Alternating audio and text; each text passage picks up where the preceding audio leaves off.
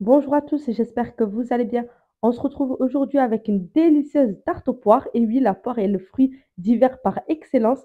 Alors, je vous partage ma façon à moi de faire la fameuse tarte bourdaloue ou la tarte amandine, comme on peut le dire aussi. Alors, pour commencer, c'est tout simple. Je commence simplement par faire une pâte sablée. Je commence simplement par mettre un œuf avec 50 grammes de sucre glace dans un saladier et je fouette bien. Je viens ensuite ajouter 250 grammes de farine d'un coup et je viens tout simplement la frotter entre mes mains pour bien imprégner la farine dans mon mélange d'œuf et de sucre glace. Après avoir bien mélangé et obtenu un mélange bien sableux et jauni, je viens ajouter 125 grammes de beurre ramolli pour lier ma pâte. J'obtiens une belle boule, j'essaye de ne pas trop la travailler et je vais la filmer au contact directement et la placer au frais le temps de préparer le reste de ma tarte. Pour le reste de ma tarte, je prépare une crème d'amande. Je commence par mettre 100 grammes de beurre très mou avec 100 grammes de sucre et je mélange bien. Pendant ce temps, je vous rappelle que si vous aimez mes recettes, n'oubliez pas de vous abonner en activant la petite cloche pour ne rater aucune nouvelle vidéo.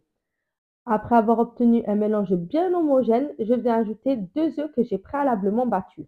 Comme vous pouvez le voir, j'utilise une maryse, je n'utilise pas de fouet pour ne pas incorporer d'air dans ma crème d'amande et ne pas qu'elle ne gonfle trop à la cuisson.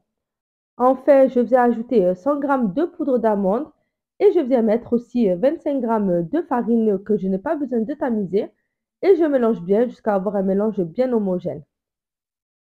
N'oubliez pas que je vous mets tous les ingrédients en bas dans la description et n'hésitez pas à me demander en commentaire si vous avez des questions. Et enfin, pour finir ma crème d'amande, je viens mettre une cuillère à café d'extrait d'arôme de vanille. Bien entendu, l'arôme est vraiment facultatif. Si vous souhaitez en mettre, vous en mettez. Si vous n'avez pas envie, vous n'en mettez pas. Après avoir obtenu un mélange bien comme celui-ci, je passe à la découpe de mes poires. Alors, encore une fois, c'est vraiment comme vous avez envie. Moi, je vais les couper en tranches comme vous pouvez voir. Vous pouvez le laisser en quart, en demi, c'est vraiment comme vous voulez. Après avoir fait mes préparations, je passe au dressage de ma tarte. Pour ça, je viens d'abord étaler ma pâte sablée sur mon plan de travail. Je mets du sucre glace pour m'aider à bien l'étaler pour ne pas qu'elle ne colle sur mon plan. Mais normalement, elle ne devrait pas coller. Je l'étale bien jusqu'à obtenir une épaisseur de environ 1 millimètre à 2 millimètres maximum d'épaisseur. Et une fois que c'est fait, je viens tout simplement l'enrouler dans mon rouleau à pâtisserie pour pouvoir la déposer plus facilement sur mon moule à tarte. Après avoir déposé ma pâte, je la fonce sur les côtés d'abord en premier lieu. J'essaie d'enlever tout l'air qu'il pourrait y avoir sur les dessus et je viens à l'aide de mon rouleau découper le surplus de pâte. Concernant tout le surplus de pâte, vous pouvez directement l'enrouler et le placer encore une fois dans le papier film et le laisser au frais pour faire d'autres recettes avec, des petites tartelettes, vous faites ce que vous voulez avec. Je viens piquer ma tarte à l'aide de ma fourchette pour ne pas qu'elle ne gonfle lors de la cuisson. Et enfin, pour finir, je viens verser ma crème d'amande sur le dessus. Je l'étale bien pour en avoir de partout. Je dispose ensuite mes poires en enfonçant légèrement. Encore une fois, pour la déco, c'est comme vous voulez.